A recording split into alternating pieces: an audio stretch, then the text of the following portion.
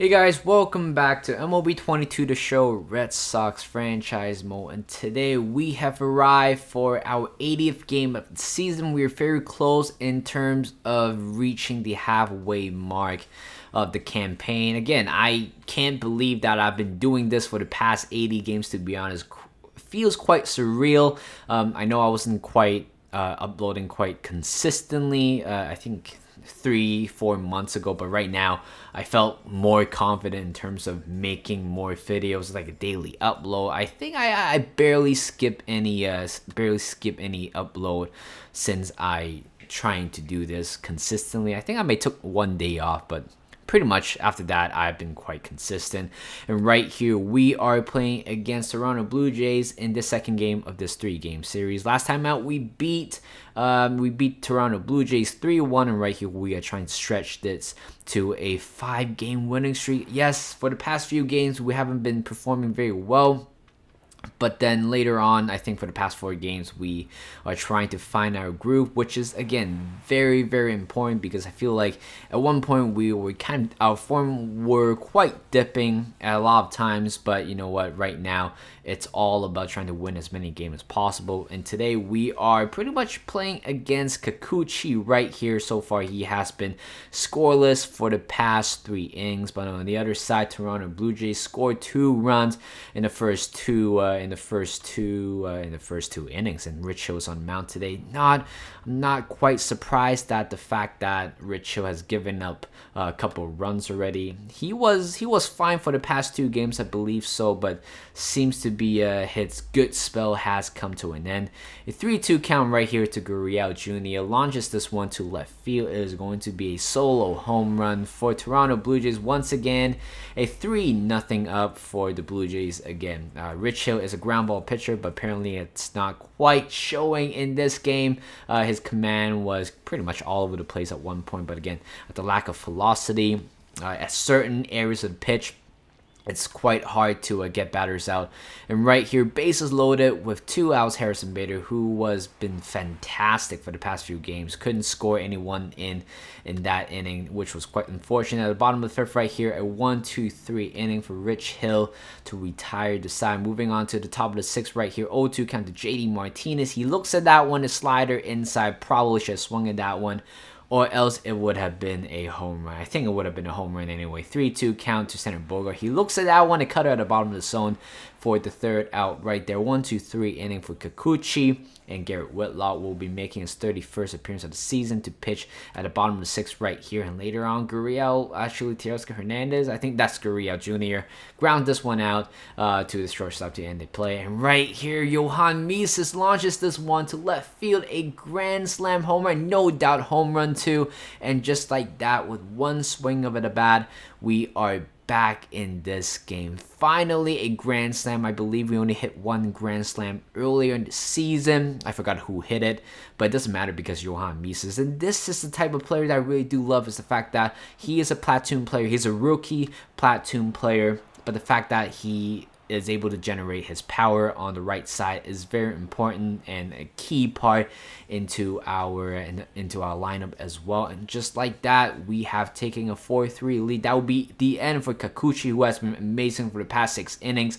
But later on, Ross Stripling is pitching for the Blue Jays, and later on he just couldn't really control with his command. A fastball at the top of the zone. Endeavors hits a solo home run to right field, no doubt home run as well, and we have further extended the lead to 5-3. Again, it's a very bad pitch, but a very good pitch to swing by Devers to make a difference right now. And Tanner Houck will be making his 24th appearance of the season with an ERA 2.98, 2-2 count. Joey Bart, and he went down swinging with a fastball at the top of the zone. Top of the 8th right here, 1-1 count to center Bogarts, and hits a fly ball to left field. And other no doubt home run given up by the Blue Jays, and we are 6-3 up just like that.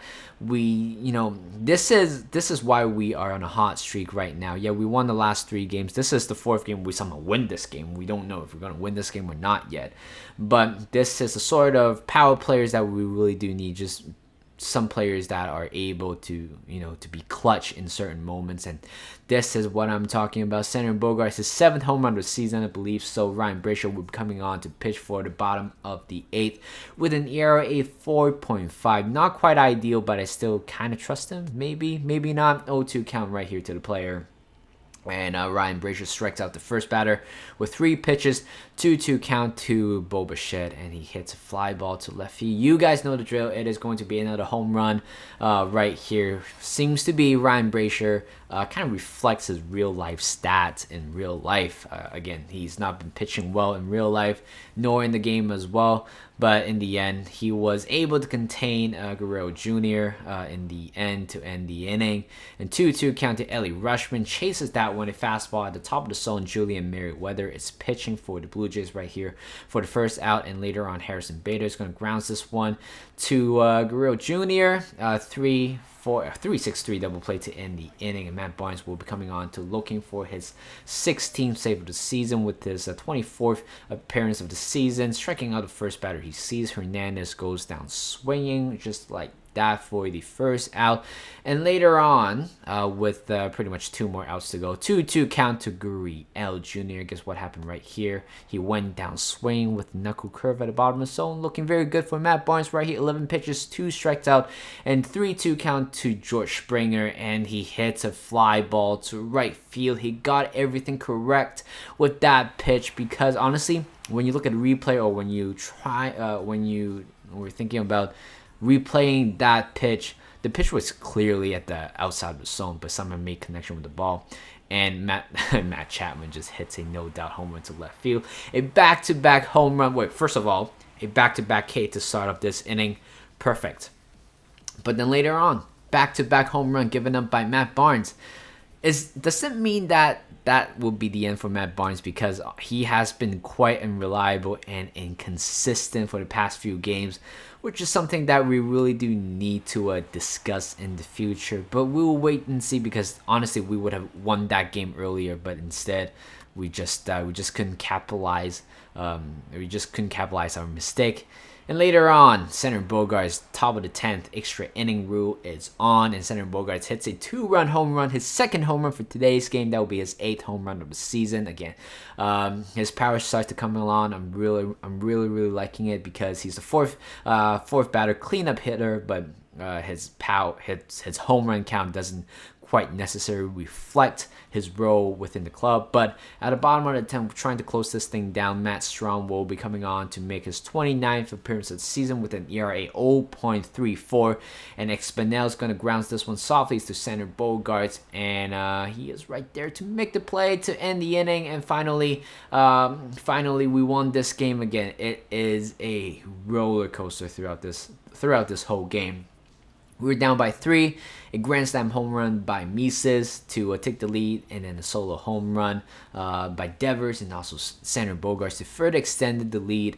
And unfortunately, the Blue Jays got 3 more runs in the last 2 innings, but Matt Barnes was so unreliable, but still somehow get the win. And of course, Xander Bogaerts has to be played of the game, 2 for 5 with 2 home runs and 3 RBI. Matt Barnes, again, like I said, getting the win, a very lucky win as well.